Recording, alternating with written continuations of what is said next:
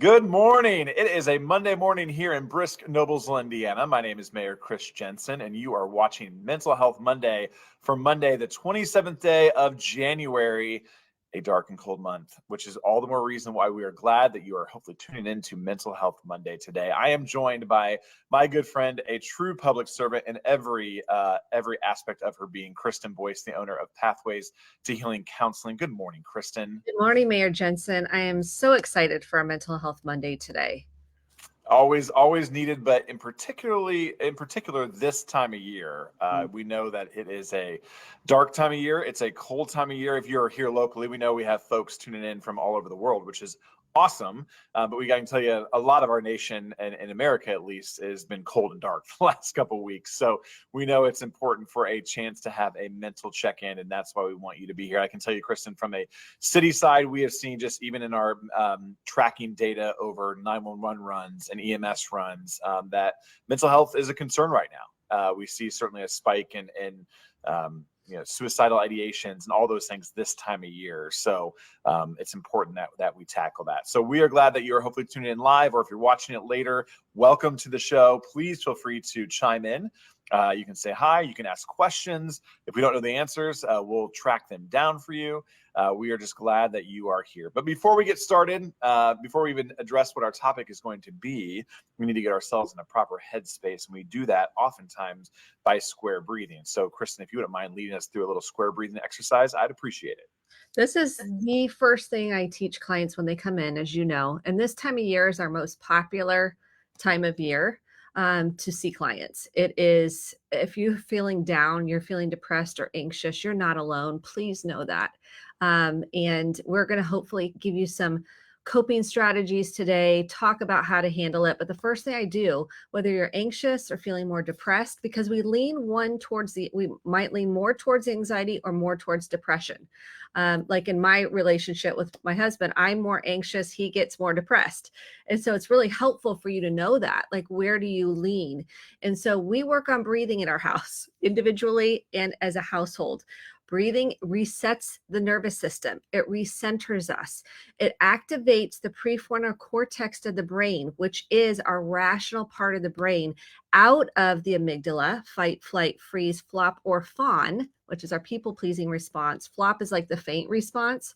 It helps regulate us, get us back to a calm, centered state. That's why we teach it. There is neuroscience behind why breathing is so important. I think it's important once you understand it, what it's doing physiologically, what it's doing to your brain and your body, and how they're working together to help you get more present and more centered. So that's why I encourage people to practice it. Don't knock it till you try it on a consistent basis, because if once your body starts to have muscle memory and recognize, oh, this is how we're getting back to calm, you will see a huge difference. We work with this with first responders, and they in particular will say, this helps me before I go on a run, or perhaps they're in a high stressful situation, or at work, you're trying to deal with work stress, or at home with the family. So what we start with is feet on the floor. So we're grounding into the present moment. We're grounding the body into the here and now, and having your brain think of your feet. Now we're getting out of the fight, flight, freeze response into the present moment by pressing into the feet. We're going to inhale for 4, hold for 4, slowly exhale out our mouths. And this is the key. We want the exhale to be a lot longer than the inhale. And what I see with clients is we kind of go, and I'm like, okay, that's a breath, but that's not the full benefit of the breath. You're not going to get much out of that. So you've got to kind of belly breathe. So we're going to inhale through our nose. We're going to hold it. And then a slow release, like you're cooling soup out your mouth.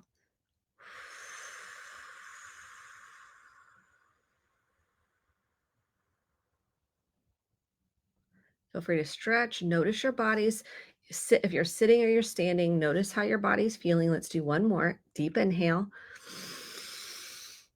Hold. And release.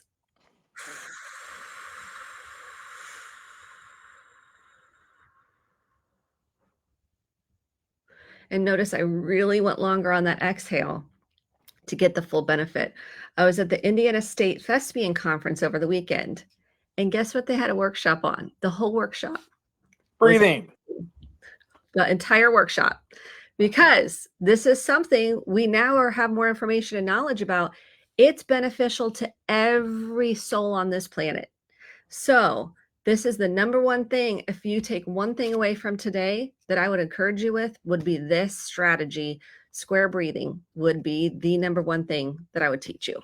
Well, I would say I do it all the time. In my job, I try to model that for my kids. We were just talking this weekend about square breathing when we were getting frustrated about a basketball game. So it is incredibly applicable to all that you do. So I appreciate that exercise. Makes you feel good as well. So, all right, we want to dive in a little bit around the topic of depression and of loneliness.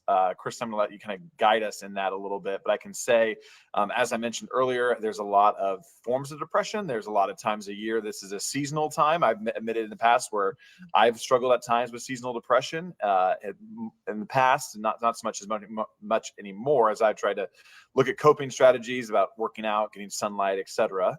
But I know there's a lot of folks that battle at this time of year. So I want to kind of dive in. And then loneliness is something that we, even on the city side, I want to just put a plug in that we're trying to tackle from even a design standards as we look at neighborhoods and designing them where there's more meeting space, for example, where there's more ways to get to know your neighbors. So we're even trying to change some of our city code, Kristen, to address that a little bit around the loneliness factor, which I think is key for all of us to be thinking about in every aspect of our life. So with that, I'll let you kind of guide where we go from there, but I know I'll have some questions, and obviously anyone's welcome to chime in with questions that they have along the way too. Yeah, let's talk about depression, because depression, I think, gets misunderstood, because really we're looking at duration, functioning in 4 categories. So we're looking at emotional, physical, behavioral, and cognitively. So let's break those down. What does this mean to feel depressed? It affects every aspect of your whole physical being. It affects your body. So oftentimes you'll feel like your body will feel heavy, fatigued, exhausted. It will impact sleep. Either you're sleeping too much or you're sleeping not enough.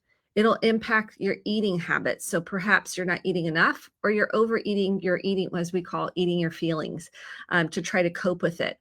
If you are coping through other substances, we will see an uptick in alcohol use and substance use to try to feel better, even though alcohol is a depressant.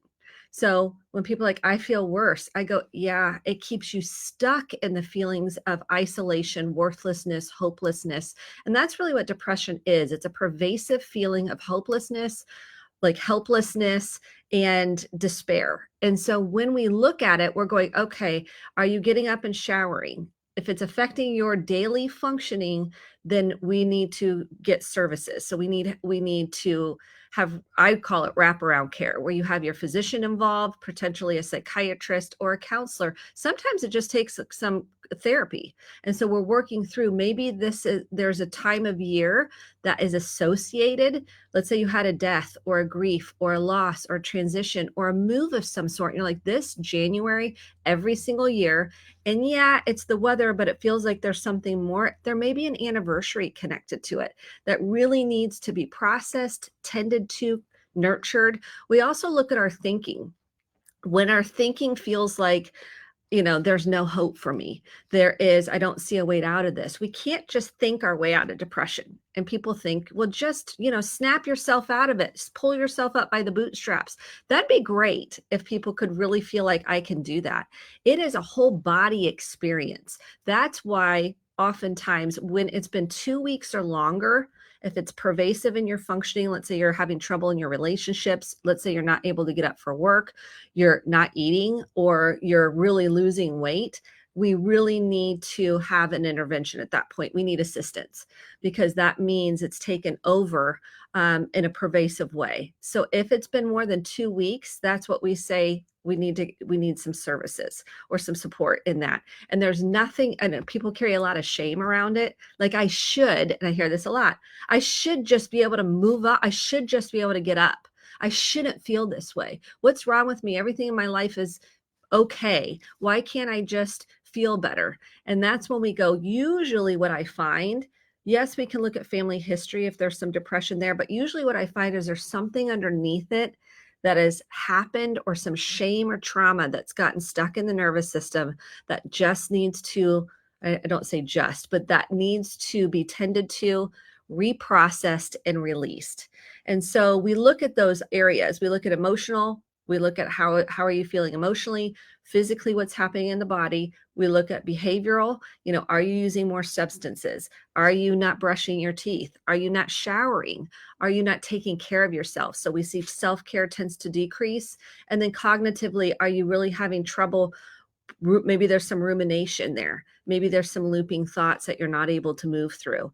And so these are signs that you talk to your physician, call 988. They will help plug you into resources. Look on the city's website for all the mental health resources that are available. There's lots of free nonprofit, and then sometimes churches have free support systems or a 12-step program. Here's what I want to say is even when you're surrounded by people, you can still feel alone. And this is the misnomer. This is one of the myths I say. How many times have you been in a situation where you've been with people and you still feel alone? Oh, absolutely. Very isolated, right? Even though you might be in a crowd, that's a very, very common feeling.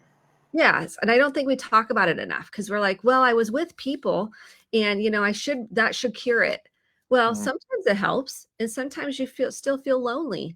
And so Mhm. we look at some of these myths or like for example, with depression, people think it's just about sadness. Yeah, that's one aspect of depression. There's so much more. Like I said, we're looking at what other emotions are you feeling? Maybe there's some grief there.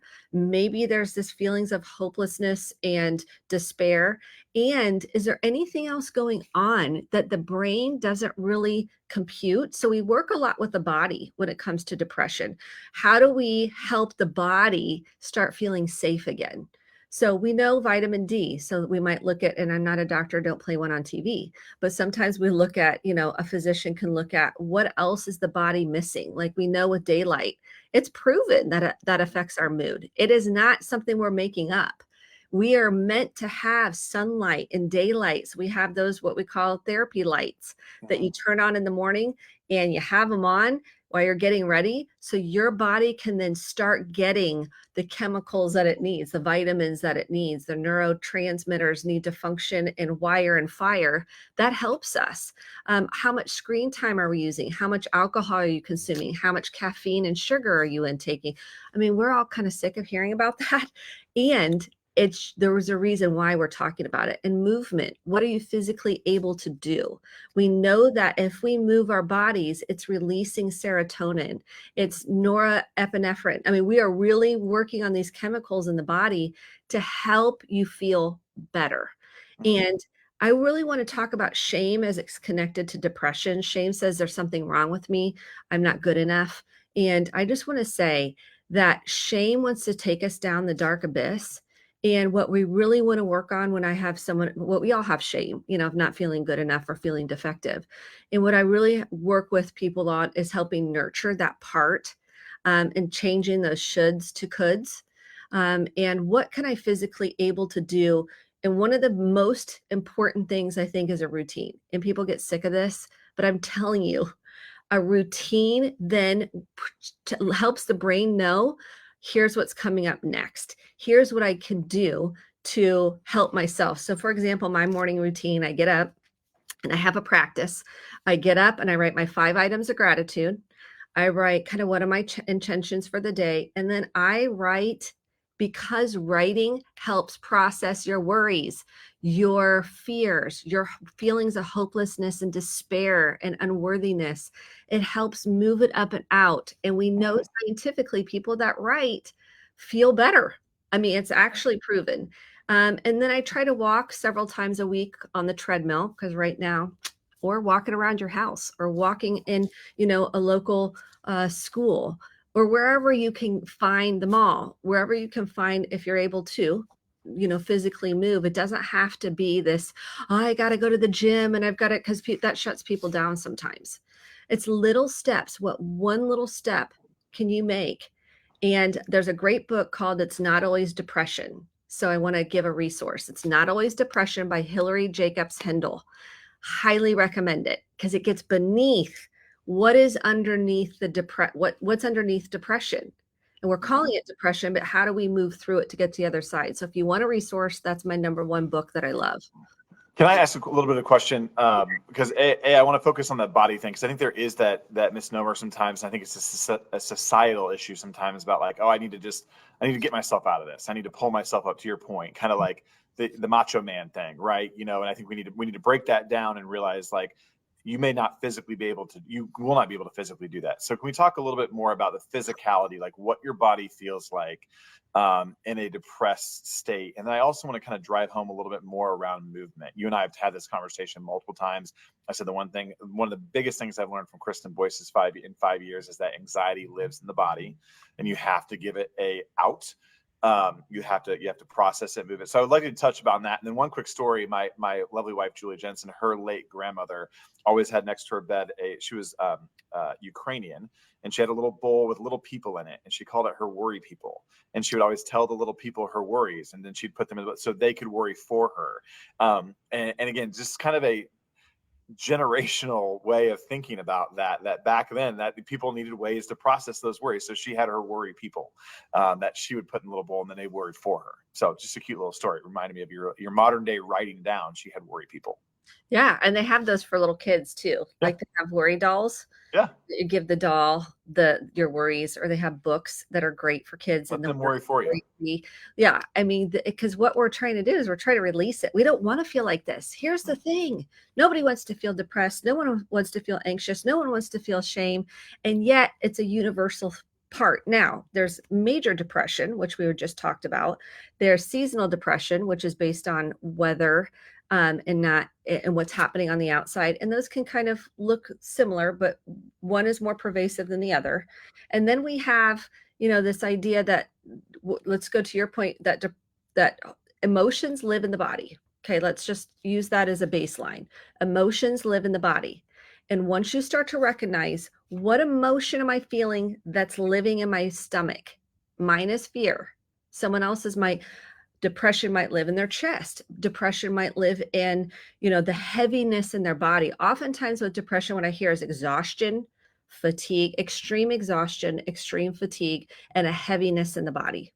It almost feels like it's like a heaviness in the body.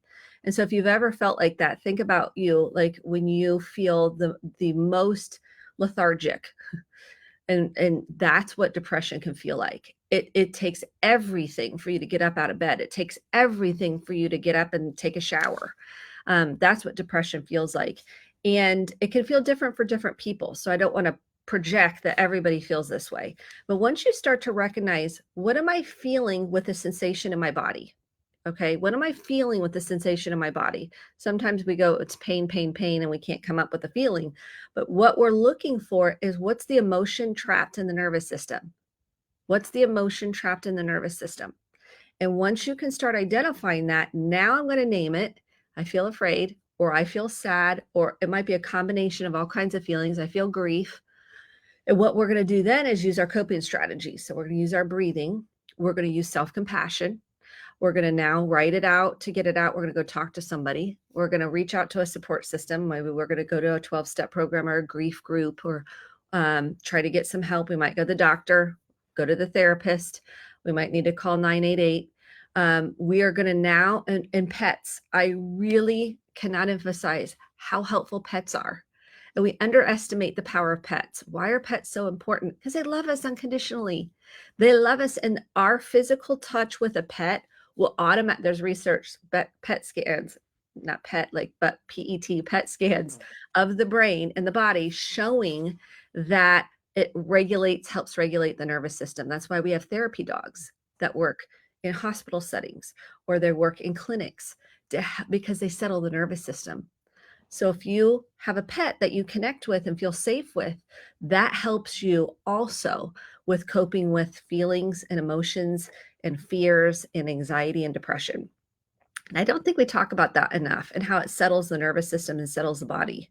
Well, it's been interesting, because we've done a lot of research lately in the Jensen family around horses. We have a horse now, and there's a lot of focus on equine therapy. And my wife Julie Jensen has loved to go work in the barn lately, and just the hands-on, and you know what I mean. And so you can see why that, like you said, it gets you focused on something, the touch, the human interaction or animal interaction. It's just been interesting to kind of see that and do some more research around that. I'll probably have to get like more dogs now because of this conversation. But that's okay. But there is a huge We've got component 3. of that. So Yeah. Okay. Well, we're only at 2 and a horse. So, and yeah. So, but again, and I also, is there some kind of component too of like having to take care of something, having that responsibility? Does that play into that component as well? yeah, you have a purpose. It gives you Yeah. purpose and Right. meaning. So when you love another human or a pet or another soul, that feeds you. So that it's a reciprocal, it's like a figure eight, it's like infinity. That's where you get an abundance of love because not only are you loving the pet is loving you back. And there is a lot of research on equine therapy, by the way, on Yeah. how powerful. I've done it myself. Yeah. It is the horse and with a lot of animals, they can sense what you feel, Yeah. even if you're not connected to it. They know, like if you're anxious, the horse will respond in that to mirror back to you. This is a key to mirror back to you what's happening in your nervous system.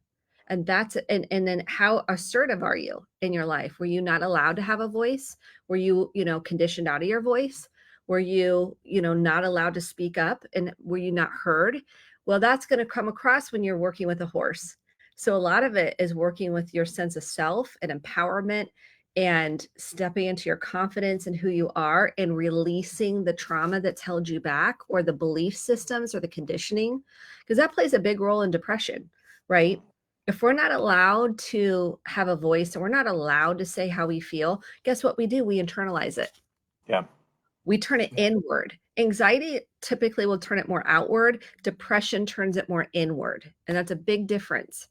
So that's what we're working on a lot of times is allowing the person to have a voice to say how they feel without the shame taking over. And horses and animals are amazing for that. That's awesome. Can we spend a few minutes talking a little bit? There's a lot of folks that have young kids, that tune in, which I really appreciate as well. I obviously have young kids. You have older kids now, but are still going through, life's challenges. They always do, right? And so, can we talk a little bit about what maybe depression or loneliness may look like in a youth, and then as a parent, maybe how we address that? I think that's something that we try to work on every day at our house. Is how do we be a better parent? How do we approach things differently? How do we and it's easier said than done all the time, but can you talk a little bit about identifying that and then kind of how we approach it as parents or grandparents or caretakers? Yes, I think this is a really important point. Isolation, withdrawing from their normal activities. And this is true across the board, but particularly with kids and teens. If you see them, let's say they loved going, to ice skating, or they like to be with their friends and go to the basketball games or whatever they loved. Let's say they loved, being on the robotics team and all of a sudden they don't want to do that anymore and they're withdrawing more. Those are signs. Those are the number one, that's the number one sign. Okay. So if you see behavior changes, social changes, things they used to enjoy, they're not enjoying anymore, they're withdrawing more, they're not talking as much. Now, some kids aren't very vocal anyways, but if you see a change in behavior, right? Maybe they're not showering as much or brushing their teeth as much. Maybe their eating habits have changed. Maybe they're upticking social media or internet usage or video games. Those are signs. Friendship changes. Let's say they change their friend group and all of a sudden they've got different friends. And facials, like in the body. It lives in the body. So if you see how I'm kind of hunching down more, I'm not really looking at you, I'm withdrawing, and maybe I'm really defensive, or I'm getting snappy, or I'm hiding more.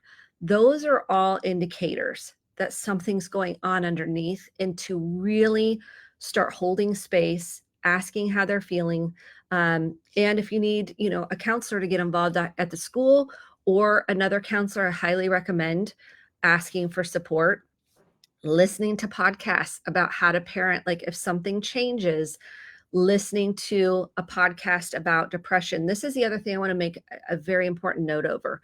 Please do not hesitate to ask somebody, do you want to kill yourself? Mm. And this is so hard to say, but suicidal ideation increases if you're really in a depressive state. Your thoughts of I'm a burden, I shouldn't be here anymore, nobody would care if I was gone. Those are really important cues. So I'm going to ask. And I have one of my therapists that is excellent. And she said, you know what I say? And I said, oh, what do you say? Like, and she goes, one of my supervisors told me to say, do you want to be dead, buried in the ground? And I know this is scary to say. And it's important that you ask the question, do you have thoughts of suicide? If they say yes, now I'm going to ask, tell me more about that. Okay. Please do not shy away. I know you might not feel equipped, but we have not been taught to ask these questions because we think we're planting seeds. That is an absolute myth. 100% myth. Research shows it. It's actually the opposite. Not asking is what really makes a bigger impact. And when we talk about depression, kids and teens and anybody depressed, if you feel like, oh, I don't know, please ask. Please ask and get support. 988. If you just need to call 988 because you don't know how to handle it, you can. They'll give you information. They'll help you walk along what to say, what not to say. There's lots of podcast episodes on it. There's tons of research on the internet on how to walk you through it, but do not be afraid to ask the question. I think that's the point. Do not be afraid to ask those hard questions, and then it comes from a place of love and caring. And I think we have to get, as a society, to your point, we're not trained that way. How, obviously, if a parent has a suspect that a child is depressed or lonely, obviously you don't have to go straight to that question. What are some other maybe probing questions that we could ask? A few examples of probing questions to learn more. So the number one thing I recommend is you can say, hey, I've noticed, you're not wanting to play your video games as much anymore. I'm making this up, but whatever the question is, what their behavior change has been. Hey, I noticed you're not talking to Susie anymore. Tell me about it. And they may not tell you, but you're noticing. I need you to notice. If I can teach you one thing, please notice what you feel, and please notice what your loved ones feel. You don't have to be a mind reader. I don't want you to be a mind reader. I want you to notice. I want you to be attuned enough to say, oh, I notice you seem more sad lately. Is that how you feel, or am I off? And I say, I can be out to lunch, but I really want to know, how are you feeling? What's going on for you? Tell me more. And those are specific questions. So I'm noticing you're not really talking to Susie anymore. Tell me about that. I noticed that you used to really love to go ice skating and you haven't been in a while. Tell me about that. Tell me about that as an open question. How are you feeling? I love that question. A lot of times they're going to go fine. Is anything wrong? No. So those kind of close-ended questions I stay away from. You need open-ended questions, and then soften your voice. Don't come at it with trying to fix it. Please put your toolkit away. The more you try to fix it, they're going to shut down and not tell you anything. So if you're like, well, you can just, you should go talk to your counselor at school. Guess what they're going to do? I'm not doing that. I'm not doing that. So you say, hold a space for mirror back what you hear them say. So it sounds like you're really, sad. Susie doesn't want to be your friend anymore. And she doesn't want, she ices you out. And that's really hard. Empathy. Okay. And then if you really feel like you're going to say, hey, do you think it'd be helpful for you to feel better to talk to somebody? Hey, I talked to somebody. It's been super helpful for me. They're non-judgmental and they can help you feel better. And then you get resources either from the school counselor, you get on the internet and Google, you ask a friend if they have recommendations. And that's super important that you're saying you're worth it. You are worth it. You matter to me and I love you and I care about you. And even just noticing those traits, they'll at least take pride in the fact that you paid attention to them and you have noticed them. That's huge. That's a huge word. If you just notice people, notice you're people. Disconnected from yourself, you're not going to notice other people because you're kind of sleepwalking through your life. So you got to notice what you feel first so you can notice other people. And that is the greatest gift you can give yourself and other people, truly. Well, this half an hour has been a gift that you've given to a lot of people, Kristen Boice. So thank you so much, as always, for engaging in this conversation. A tough one, but one we're going to continue to have. You mentioned it already, but if people are having challenges, if it's you that feel this way, or if you know somebody, or if you are stuck, 988 is where we go. We can't say that enough. 988 is where we go to make that call. Just have a conversation. There's someone there ready, willing, wanting to have that conversation with you to help you through this. So here's the book I mentioned. It's Not Always Depression. And you can see Not Always Depression. I've got it. You got it flagged. You're ready to go. So if you need it, take a screenshot, look it up. I highly worth. It's a great book. Well, good. Well, Kristen Boice, as always, thank you for your service to this community, and we'll be back next month with another edition of the Mental Health Monday. But thanks again, Kristen. Thank you.